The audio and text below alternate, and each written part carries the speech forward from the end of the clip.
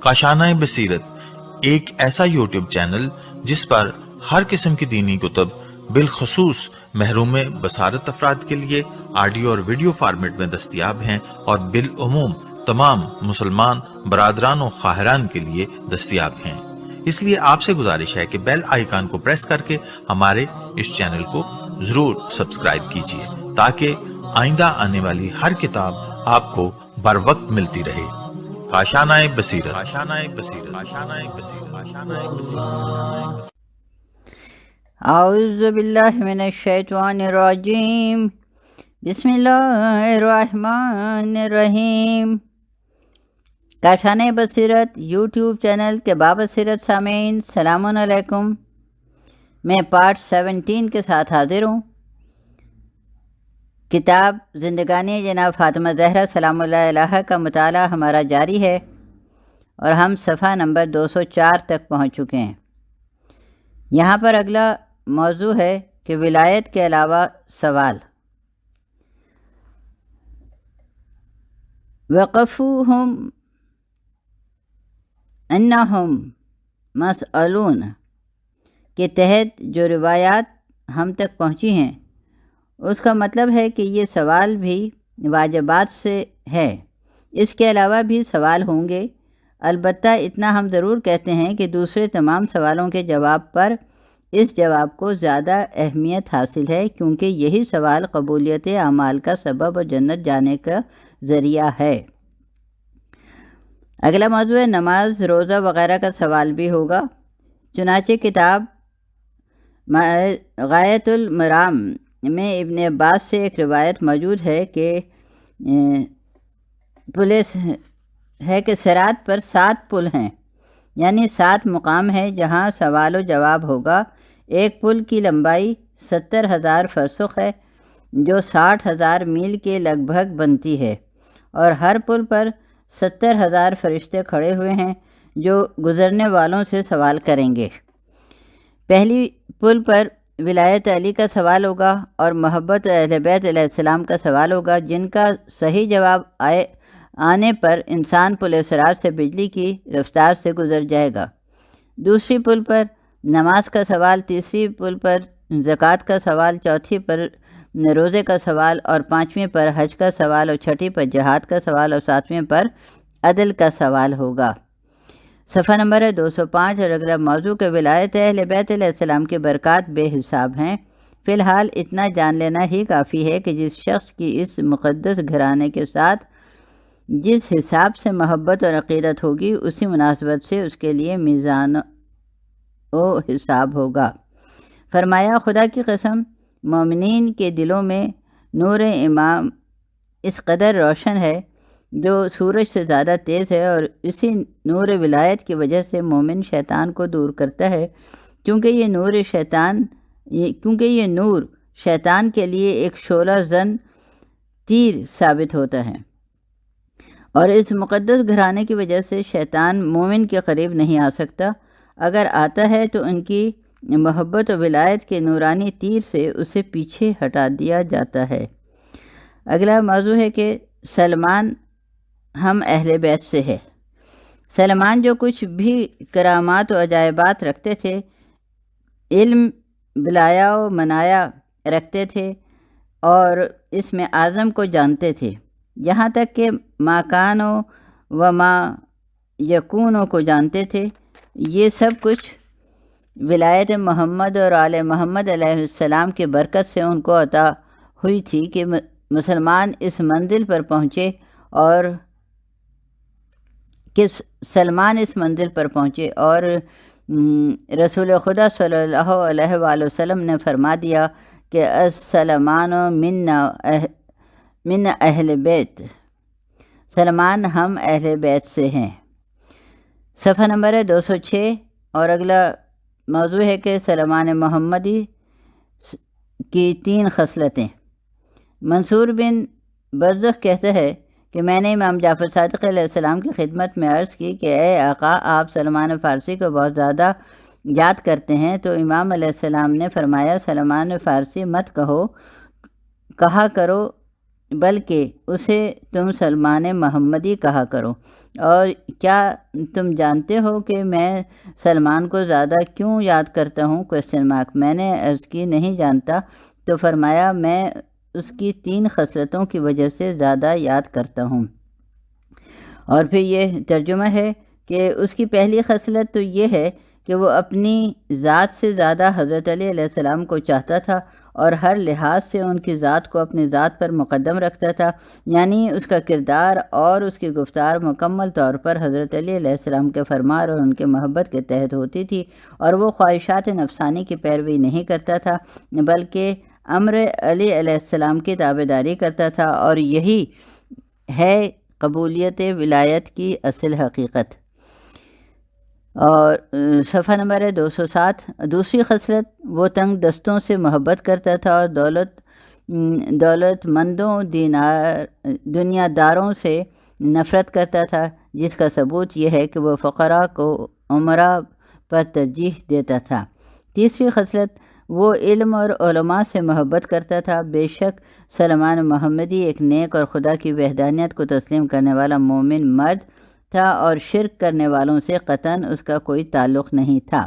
اگلا پیراگراف، اگر اس گھر کی عقیدت و محبت کی وجہ سے مردوں میں جناب سلمان ان مراتب تک پہنچے ہیں، تو اس گھرانے کی عقیدت اور خدمت کی وجہ سے عورتوں میں ایک عورت بھی ان کمالات تک پہنچی ہے جہاں کوئی مرد بھی نہیں پہنچ سکا۔ نمونہ کے طور پر ہم یہاں کنیز زہرا جناب فضہ اور ایمن کا تذکرہ کرتے ہیں۔ اگلا موضوع ہے کہ خادمہ زہرا سلام اللہ علیہا جناب فضہ ہندی کنیز ہیں۔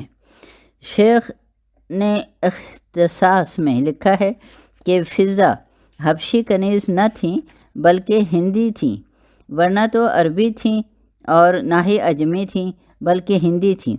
اور بعض نے یہ بھی لکھا ہے کہ حبشہ کے بادشاہ نجاشی نے خود اس کنیز کو خدمت اقدس میں رسول خدا صلی اللہ علیہ وآلہ وسلم میں بھیجا تھا ہدیے کے طور پر، اور حضور اکرم صلی اللہ علیہ وآلہ وسلم نے انہیں جناب زہرا کی خدمت میں بھیج دیا، اور اس شریف خاتون نے جناب زہرا علیہ السلام کی اس قدر خدمت کی کہ اسی خدمت کی برکت سے جناب فضہ کو کرامت و معرفت ولایت کے مقام تک پہنچا دیا، اور جس کی گواہی کے لیے نمونے کے طور پر سید ہاشم بحرانی کی وہ حدیث پیش کرتا ہوں جو اس بی بی کی شان در نعمت کی حقیقت ہم پر واضح کر دے گی۔ میں اس جملوں کو ایک دفعہ پھر پڑھتی ہوں کہ جو اس بی بی کی شان و رفت کی حقیقت ہم پر واضح کر دے گی۔ صفحہ نمبر ہے یہ 208۔ اور اگلا موضوع ہے بغیر طہارت کے خدمت معصوم میں حاضر نہ ہوتی۔ ایک دن وضو کے وقت حضرت علی علیہ السلام نے آواز دی کہ فضہ وضو کے لیے پانی لاؤ، مگر فضہ نے جواب نہ دیا، اور دوسری مرتبہ آواز دی، یہاں تک کہ 3 مرتبہ آواز دینے پر بھی جواب نہ آیا، تو حضرت علی علیہ السلام وضو کے پانی کے لیے خود اٹھ کر جب حجرہ سے باہر آئے تو ہاتف نے آواز دی، پانی آپ کے دائیں جانب پڑا ہے۔ حضرت علی علیہ السلام نے پانی لے کر وضو کیا۔ اگلا پیراگراف ہے کہ اس وقت حضور اکرم صلی اللہ علیہ وآلہ وسلم اندر تشریف لائے، جب کہ وضو کے پانی کے قطرے حضرت علی علیہ السلام کے ریشم مبارک سے ٹپک رہے تھے، تو رسول خدا صلی اللہ علیہ وسلم نے فرمایا، علی علیہ السلام، کیا آپ جانتے ہیں کہ آواز دینے والا کون تھا اور آواز کیا تھی؟ حضرت علی علیہ السلام نے عرض کی کہ سرکار آپ تو مجھ سے بھی بہتر جانتے ہیں۔ فرمایا، ہاں، یہ ہمارے بھائی جبرائیل کی آواز تھی جو خدا کی طرف سے سلام پیش کر رہا تھا اور کہہ رہا تھا کہ فضہ پر ناراض نہ ہونا۔ اس کے نہ آنے اور پانی نہ لانے کی وجہ یہ تھی کہ وہ طہارت میں نہ تھی۔ دیکھیے خداوند عالم نے اس بی بی کو اس مقدس گھرانے کی کس قدر معرفت کرائی ہے کہ وہ جانتی ہے کہ امام علیہ السلام کی خدمت میں حاضر ہونا مسجد میں حاضر ہونے سے بلند تر ہے اور اس کا مقام اور تقدس زیادہ ہے، لہذا اس نے طہارت کے بغیر خدمت امام میں حاضر ہونا مناسب نہیں سمجھا۔ صفحہ نمبر ہے 209۔ اور یہاں پہ موضوع ہے کہ جناب فضا کے بارے میں حضرت علی علیہ السلام کی دعا، یہی وہ مقام تھا جب حضرت علی علیہ السلام نے جناب فضا کے لیے دعا کرتے ہوئے فرمایا کہ اللہم بارک لنا فی فضتنا، پالنے والے ہماری فضا کو مبارک اور خیر و برکت کی تصویر بنا دے، یعنی حضرت علی علیہ السلام جناب فضا کو اپنے لوگوں میں شمار کیا۔ اور اگلا پیراگراف ہے کہ اور تمام مفسرین نے اس کتاب پر اتفاق کیا ہے کہ سورہ حل عطا کی شان نزول میں فضا اہل بیت رسول کے ساتھ شریک ہے، کیونکہ آپ نے بھی اپنا کھانا اپنے سرداروں کی پیروی کرتے ہوئے مسکین، یتیم اور قیدی کو دے دیا تھا۔ یہ اس سورہ میں اہل بیت علیہ السلام کی محبت اور عقیدت اور ولایت نے آپ کو شریک کیا ہے۔ اگلا موضوع ہے کہ برکت علم اور مال اور اولاد فضا۔ برکت علم و مال اور اولاد فضا یہ ہے کہ حضرت علی علیہ السلام کی دعا کی برکت سے خداوند عالم نے آپ کو علم و مال اور اولاد برکت سے نوازا۔ یہاں صرف ہم ایک مثال بطور نمونہ عرض کرتے ہیں جس میں یہ ثابت ہے کہ اس لاڈلی کنیز نے قرآن کے سوا کبھی بھی کلام نہیں کیا، یعنی جب بھی کوئی آپ سے بات کرتا تھا تو آپ قرآن کی آیت سے اس کا جواب دیتی تھیں۔ صفحہ نمبر ہے 210 اور آگے ہیں قرآنی آیات سے جواب۔ یہ موضوع ہے علامہ مجلس علی الرحمہ بحار الانوار کی 10ویں جلد میں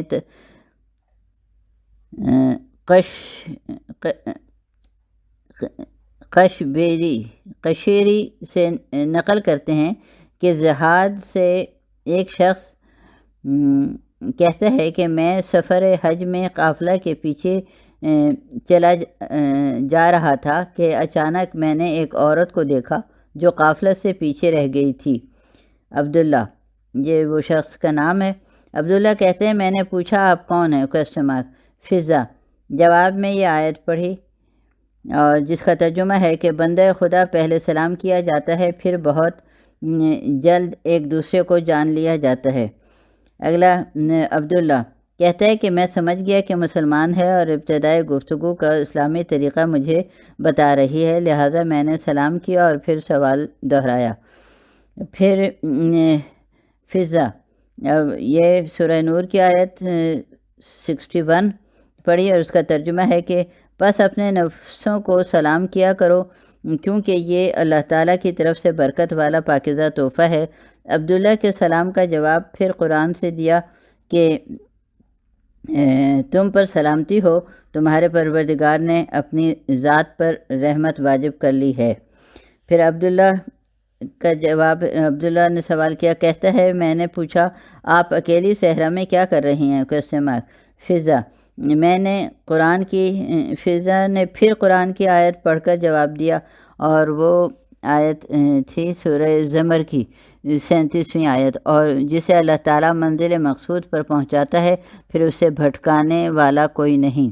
عبداللہ کہتا ہے کہ میں نے پوچھا کہ آپ کا تعلق جنات سے ہے یا انسانوں سے؟ صفحہ نمبر ہے یہ 211۔ فضا نے قرآن ہی میں جواب دیتے ہوئے کہا، سورہ بنی اسرائیل کی آیت نمبر 70، اور ترجمہ ہے کہ اور بے شک ہم نے اولاد آدم علیہ السلام کو بزرگی بخشی ہے۔ عبداللہ کہتا ہے کہ میں نے پوچھا کہ آپ کہاں سے تشریف لا رہی ہیں؟ فضا نے کہا، اور یہ ہے آیت حامیم سجدہ کی 41، جس کا مطلب یہ ترجمہ ہے کہ جس کا مطلب ہے کہ بہت دور سے آ رہی ہوں۔ لفظی ترجمہ، یہ لوگ دور کی جگہ سے پکارے جاتے ہیں۔ اور عبداللہ کہتا ہے کہ میں نے پوچھا آپ کہاں جانے کا ارادہ رکھتی ہیں؟ تو یہ فضا نے اس سوال کا جواب بھی قرآن ہی سے دیا کہ، اور یہ آیت ہے سورہ آل عمران کی 97، اور ترجمہ کہ اور لوگوں پر اللہ تعالیٰ کی خوشنودی کے لیے اس گھر کا حج واجب ہے، جس کو بھی اس بیت اللہ تک پہنچنے کی راہ میسر آ جائے، جس کا مطلب ہے کہ میں حج کرنے جا رہی ہوں۔ عبداللہ کہتے ہیں کہ میں نے پوچھا کہ آپ کو کتنے دن ہو گئے ہیں اس راہ پر سفر کرتے ہوئے؟ صفحہ نمبر ہے یہ 212۔ فضا نے یہ آیت پڑھی اور یہ سورہ ہود کی آیت نمبر 7 ہے اس کا ترجمہ، اور وہ وہی ہے جس نے آسمانوں اور زمین کو 6 دنوں میں پیدا کیا ہے۔ مطلب ہے کہ مجھے 6 دن ہو گئے ہیں اس سفر میں۔ عبداللہ کہتا ہے کہ میں نے پوچھا کہ کیا آپ کے پاس ضروری خوراک ہے؟ فضا نے پھر قرآن پڑھا اور یہ ہے آیت سورہ انبیاء کی 8، اور ہم ترجمہ کے اور ہم نے انہیں ایسے جسم نہیں بنایا تھا جو کھانا نہ کھاتے ہوں۔ عبداللہ کہتا ہے کہ میں سمجھ گیا کہ خوراک چاہتی ہے، لہٰذا میں نے کھانا پیش کیا اور ایک سوال کیا کہ آپ دوسرے عام آدمیوں کی طرح بات کیوں نہیں کرتی؟ Question mark. فضا نے جواب میں یہ آیت پڑھی اور یہ سورہ قاف کی آیت نمبر 18۔ وہ منہ سے کوئی بات نہیں نکالنے پاتے مگر یہ کہ اس کے پاس ایک نگہبان تیار رہتا ہے۔ عبداللہ کہتا ہے کہ میں نے پوچھا آپ کس قبیلے اور کس گروہ سے تعلق رکھتی ہیں؟ فضا نے جواباً کہا، اور یہ سورہ بنی اسرائیل کی آیت نمبر 36 ہے اور اس کا ترجمہ، اور جس بات کا تجھے علم نہ ہو اس کے درپے نہ ہوا کرو، بے شک کان اور آنکھ اور دل ان سب کے بارے میں سوال کیا جائے گا۔ یہ ہے صفحہ نمبر ہے 213۔ پھر عبداللہ کہتے ہیں میں سمجھ گیا کہ یہ بی بی اس سلسلے میں بات نہیں کرنا چاہتی، لہذا میں نے اس کو کہا کہ آپ چلنے میں جلدی کریں تاکہ قافلہ کے ساتھ مل جائیں۔ فضا نے جواب میں قرآن کی یہ آیت پڑھی، یہ سورہ البقرہ کی 286 نمبر آیت ہے اور اس کا ترجمہ کہ اللہ تعالیٰ کسی نفس کو اس کی وسعت سے زیادہ تکلیف نہیں دیتا۔ عبداللہ کہتا ہے کہ میں نے کہا کہ کیا آپ اونٹ کی سواری پسند فرمائیں گی؟ فضا نے قرآن مجید سے ہی جواب دیتے ہوئے کہا، سورہ بقرہ کی آیت نمبر 197، اور جو نیکی تم کرو گے اللہ تعالیٰ اسے جانتا ہے۔ عبداللہ کہتا ہے کہ میں نے کہا کہ آؤ بی بی میرے پیچھے اونٹ پر سوار ہو جاؤ تاکہ میں جلد از جلد آپ کو قافلے تک پہنچا دوں۔ جناب فضا نے قرآن مجید کی اس آیت سے مجھے جواب دیا کہ یہ سورہ انبیاء کی آیت نمبر 22 کہ اگر ان دونوں یعنی زمین اور آسمان میں اللہ تعالیٰ کے سوا کوئی اور خدا ہوتے تو دونوں برباد ہو گئے ہوتے، یعنی ایک مرد اور ایک عورت کے لیے جائز نہیں ہے کہ وہ ایک اونٹ پر دونوں اکٹھے سواری کریں۔ صفحہ نمبر ہے 214۔ اور عبداللہ کہتا ہے کہ میں پیدل ہو گیا اور اس بی بی کو تنہا اونٹ پر سوار کرا دیا تو اس نے یہ آیت پڑھ کر خدا کا شکر ادا کیا۔ فضا کہے سبحان الذی سخر لنا ھذا، پاک ہے وہ ذات جس نے ہمارے لیے اسے مسخر کر دیا۔ عبداللہ کہتا ہے کہ میں نے اونٹ کو دوڑایا تاکہ قافلہ کے ساتھ جلدی مل جائیں، مگر فضا نے کہا، اور یہ آیت ہے سورہ لقمان 19، اور ترجمہ ہے کہ اور اپنی چال میں میانہ روی اختیار کر اور اپنی آواز کو دھیمی کر۔ عبداللہ کہتا ہے کہ میں آرام سے چلنے لگا اور آہستہ آہستہ شعر پڑھنے لگا تو فضا نے یہ آیت پڑھ کر مجھ سے کہا، یہ سورہ لقمان کی آیت نمبر 20، اس کا ترجمہ، پس اس قرآن میں سے جو تمہیں میسر آئے وہ پڑھ لیا کرو۔ عبداللہ کہتا ہے کہ میں نے کہا خداوند عالم نے آپ کو بہت ہی خیر و برکت سے نوازا ہے کہ اس قدر اہل قرآن ہو اور ہر بات کے جواب میں قرآن پڑھتی ہو۔ فضا نے جواب میں پھر قرآن مجید پڑھا اور سورہ رعد کی آیت نمبر 19 پڑھی اور اس کا ترجمہ کہ سوا اس کے نہیں ہے کہ عقل والے ہی اس سے نصیحت حاصل کرتے ہیں۔ عبداللہ کہتا ہے کہ میں نے کہا کہ مجھے کوئی نصیحت کیجیے تو جواب میں کہا کہ جو کوئی خداوند عالم کی یاد سے غافل ہو اس کے لیے اس دنیا کی زندگی ایک تنگی ہوگی۔ کہتا ہے کہ جب ہم قافلے کے قریب پہنچ گئے تو میں نے پوچھا اس قافلے میں تیرا کوئی جاننے والا ہے؟ Question mark. فضا نے قرآن ہی سے جواب دیا کہ سورہ کہف کی آیت نمبر 46 ہے کہ مال اور بیٹے دنیاوی زندگی کی زینت ہیں، یعنی اس قافلے میں میرا مال اور بیٹے موجود ہیں۔ عبداللہ کہتا ہے کہ جب میں نے پوچھا کہ آپ کے بیٹوں کے نام کیا ہیں تو 4 آیات پڑھ کر بتایا کہ میرے یہ 4 بیٹے ہیں، اور یہ سورہ آل عمران کی آیت نمبر 144۔ عبداللہ کہتا ہے کہ میں سمجھ گیا کہ اس قافلے میں اس کے 4 بیٹے ہیں، ایک کا نام داؤد ہے، دوسرے کا نام موسیٰ ہے، تیسرے کا نام یحییٰ اور چوتھے کا نام محمد ہے۔ لہٰذا میں نے قافلے میں جا کر ان ناموں یعنی داؤد، موسیٰ اور یحییٰ محمد کو آواز دی تو یہ چاروں اس عورت کے پاس آ گئے اور حال و احوال پوچھا تو اس عورت نے میرے احسان کا ذکر کیا اور مناسبت سے یہ آیت پڑھی اور فضا، اور یہ آیت ہے سورہ قصص کی 26، جس کا ترجمہ ہے کہ جس کا مقصد تھا میرے بیٹوں اس محسن کو اجرت دو۔ عبداللہ پس انہوں نے مجھے کچھ چیزیں دیں تو اس عورت نے یہ آیت پڑھی۔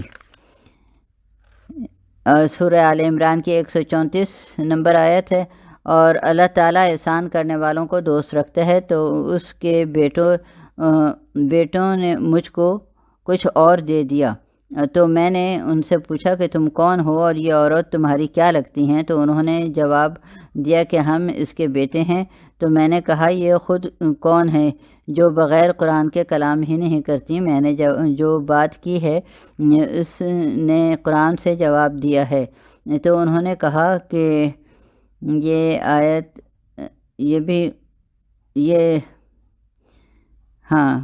اس کا یہ ترجمہ ہے کہ ہماری ماں فضہ ہیں جو جناب فاطمہ زہرا سلام اللہ علیہ کے کنیز ہیں، اور انہوں نے 20 سال سے بغیر قرآن کے کلام نہیں کیا، یعنی 20 سال ہو گئے ہیں اور ان کو قرآن کی آیات سے جواب دیتے ہوئے۔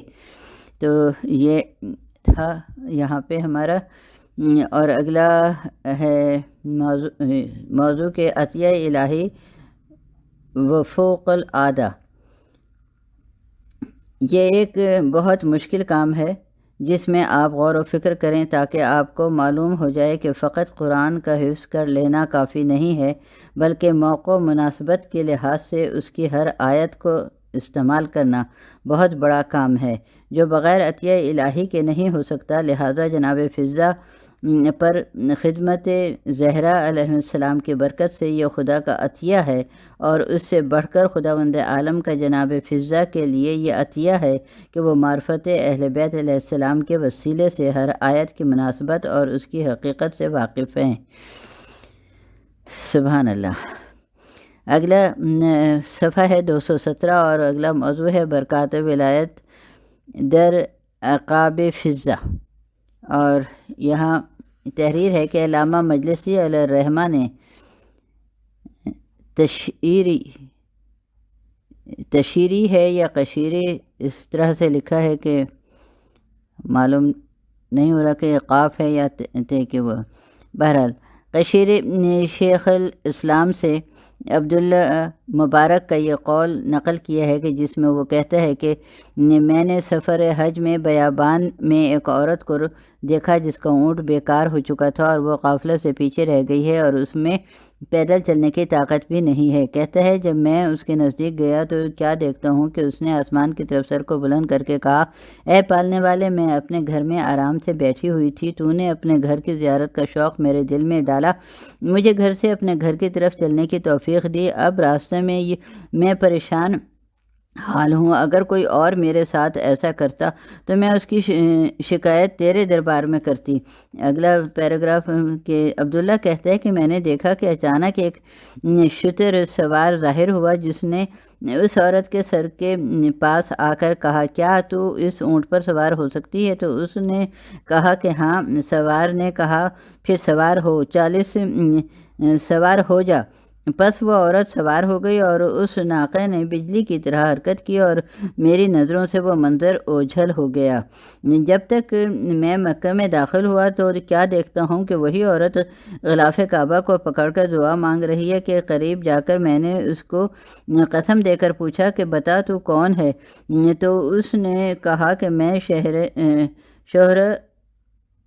میں شہرہ ہوں، مسکہ کی بیٹی جو بیٹی ہیں فضہ فضا کنیز زہرا سلام اللہ علیہ کی، اور وہ اونٹ جو تو نے بیابان میں دیکھا تھا وہ جناب زہرا سلام اللہ علیہ کے صدقے میں بہشت سے میرے لیے بھیجا گیا تھا، اور خداوند عالم نے ایک فرشتہ بھیجا تھا جو مجھے مکہ تک پہنچا گیا ہے۔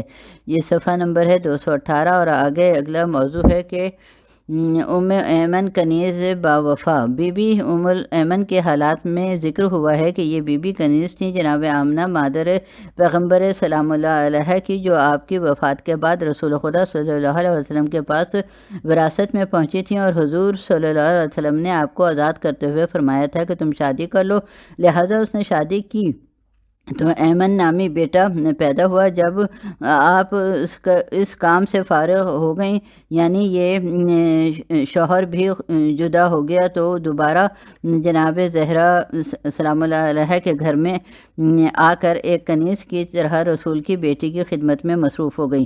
اگلا پیراگراف اس کی شان میں رسول اکرم صلی اللہ علیہ وسلم سے مروی ہے کہ جو شخص یہ چاہتا ہے کہ میں جنتی عورت سے شادی کروں تو اسے چاہیے کہ وہ ام ایمن سے شادی کرے، لہٰذا پہلے شوہر کے بعد آپ سے زید بن حارثہ نے نکاح کیا، اور اسامہ بن زید اسی بی بی کے بطن سے پیدا ہوئے۔